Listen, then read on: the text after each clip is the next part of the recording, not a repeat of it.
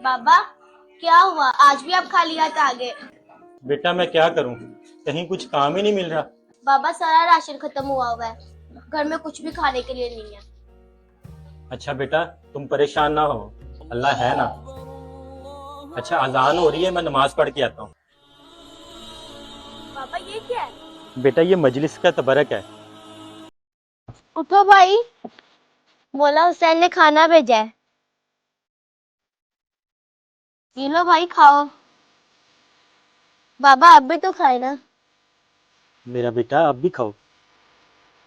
अल्लाह के नाम पे दे दो बाबा। अल्लाह के नाम पे दे दो बाबा।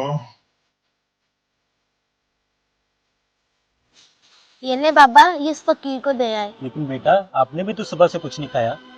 बाबा, वो अल्लाह की राह में मांग रहा है, और जिनके नाम का ये तबरुक है, उन्होंने भी तो अपना सब कुछ अल्लाह की खातिर कुर्बान कर दिया था ना।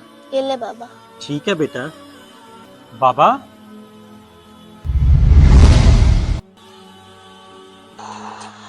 क्या हुआ बाबा?